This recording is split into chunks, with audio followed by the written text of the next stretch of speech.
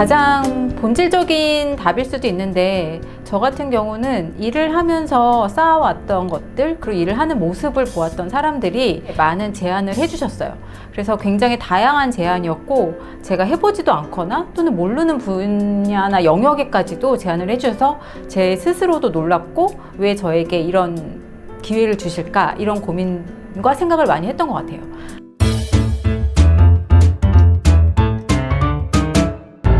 저는 어떤 걸로 알릴 수 있을까를 고민하다가 저는 글쓰기를 통해서 사람들한테 알려줬었는데요. 의식적으로 사람들한테 나를 알려줘야 되겠다라고 계획을 하고 하기보다는 그냥 한번 좀 정리해보고 싶다라는 생각으로 글을 썼던 거고, 매일매일 꾸준히 글을 쓰다 보니까 자연스럽게 제가 가지고 있는 콘텐츠라든지 제가 가지고 있는 생각들을 사람들한테 나눌 수 있었고요. 그것들이 쌓이면서 한 명씩 시답으로 이제 저를 좋아하시는 분들이 생기면서 그것들이 자연스럽게 브랜딩이 될 수 있었습니다. 블로그에 매일매일 글을 쓰고 있고, 조금 각 잡고 글을 쓰고 싶다라고 생각하면 브런치에다 글을 올리고 있는데, 사실 브런치라는 매체가 되게 신기한 것 같아요. 의외로 하나 둘씩 사람들이 저한테 제안을 들어오는 거는 브런치에서 들어오고 있거든요. 근데 아쉽게도 제가 페이스북이나 인스타에다가는 제 거 글을 공유를 하지는 않고 있어요. 이유는 아직 글에 대한 자신감이 좀 부족해서 그냥 블로그 브런치에다가만 제 글을 그냥 쓰는 정도로만 해서, 지인들이 아니라 아예 모르는 사람들이 제 글을 보고 좋아하는 팬들을 좀 늘리는 그런 형태로 지금 브랜딩을 하고 있습니다.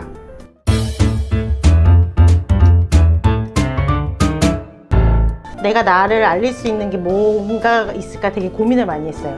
알릴 수 있는 게 그 당시에는 SNS밖에 없었고, 페이스북을 처음에 시작했을 때 너무너무 유명한 사람이나 나 같은 거는 한 번도 말을 못 붙여본 사람한테 내가 댓글을 다는 게 너무 뭐라 그러지? 좀 뿌듯했어요.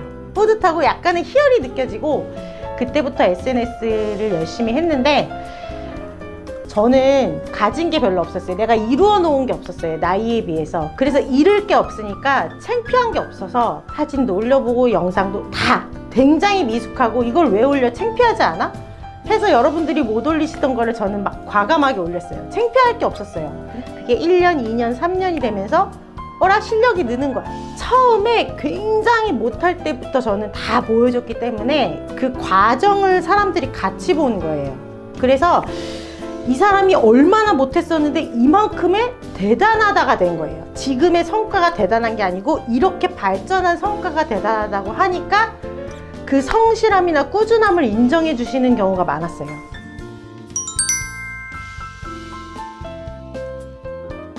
제가 주변에서 이제 물어보기도 해요. 왜냐면 많은 사람들이 있는데 왜 저를 선택했는지, 그리고 왜 저에게 이런 기회를 제공했는지라고 물어봤을 때 그분들이 하시는 말씀은, 너는 우선은 그것에 대해 굉장히 몰입하고 그 안까지 들어가는 힘이 있다, 이런 이야기를 해주시는데요.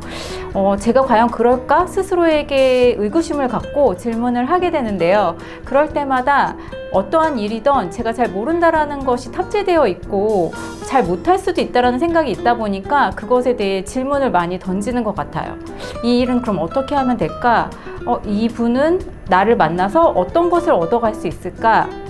이 시간이 절대 타임 낭비되지 않았으면 좋겠다라는 마음을 갖고 임하다 보니까 어떤 방법이나 구체적인 뭔가 스텝은 없지만 그 순간에 좀 깊게 들어가고 그 상황에 들어가서 나만의 생각을 펼쳐내면서 그것이 그 사람에게 어떤 영감을 주는 결과를 맺지 않나, 이런 생각을 하고 있습니다.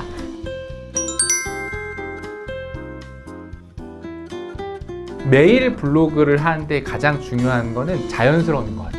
내가 뭔가 의식적으로 뭘 해야겠다라고 생각을 하게 되면 매일 하게 되는 것들이 엄청나게 힘든 고역이 될 텐데, 내가 매일 하는 것들 그냥 편안하게 자연스럽게 하게 되면 그냥 재미로 하는 거, 이런 식으로 해서 진행하게 되는데, 이때는 조금 더 인내심이 필요한 게, 당장은 쌓여지는 것 같지는 않고요. 매일매일 블로그에 글을 올리는 과정들이 어느 정도 축적이 되고 났을 때, 그때 이제 조금 더 브랜딩의 관점에서 사람들이 나를 찾아오게 되는 그런 것 같고요.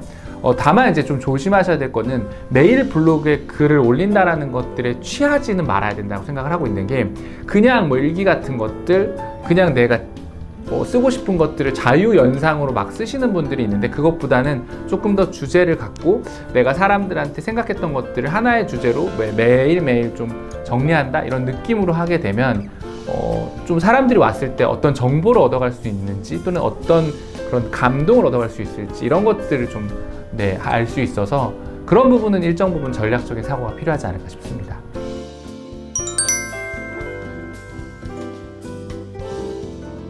주저하고 망설일 이유가 없이 당장 시작하셔야 되고, 분명히 내일은 오늘보다 잘할 거니까 오늘의 아주 허접한 모습을 좀 보여주시는 것도 나쁘지 않다고 생각해요.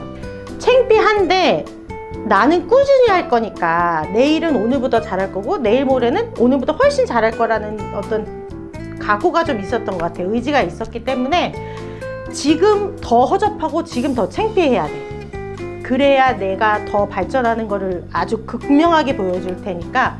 그래서 하다 말 거면은 공개하지 않아요.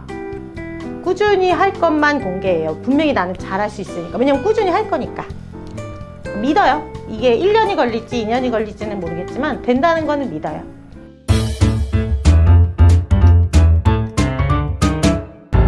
제가 이 그림이나 영상을 하면서 느끼는 건데, 수학이 아니에요.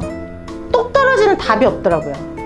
예를 들면 A 고객은 내게 너무너무 좋대요. 근데 B 고객은 너무 싫대요. 너무 호불호가 강하니까 어떻게 해야 될지 모르겠는 거예요. 처음에는 나는 잘못한 게 아니고 틀린 건 아닌데 저 사람은 싫대. 그래서 이런 약간 예술적인 분야는 정답이 없기 때문에 자기하고 결이 맞는 고객을 만나는 게 중요해요. 글씨를 못 쓰는 것도 나름의 매력이 있단 말이에요. 그림을 못 그리는 것도 매력이 있어요. 그걸 좋아하는 사람을 만나면 돼요.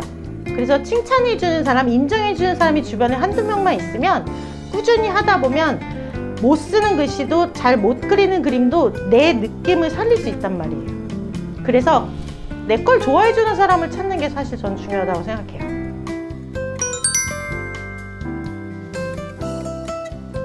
저는 뭐든지 답이 있다라고 생각하지 않는 부분이 있는 것 같아요. 그리고 매번 달라지는 것들이 있어서 이거는 왜 그럴까? 이거는 왜 잘 됐을까?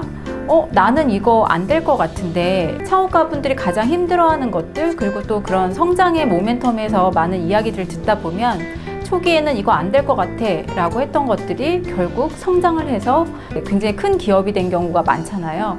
그런 경험들을 하다 보니까 과거의 경험이나 역사는 나에게 뭔가 방향을 잡아준다면, 그것에서 현상에서 벌어지는 일들은 결국 답은 굉장히 가변적이다, 이런 생각을 하면서 항상 뭐가 잘 되거나 나에게 호기심을 갖게 하거나, 또는 내가 호기심이 없거나 할 때 왜 그럴까?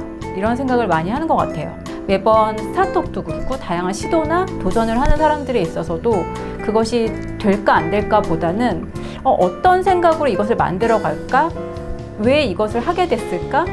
이런 고민들과 질문을 던지는 것 같아요.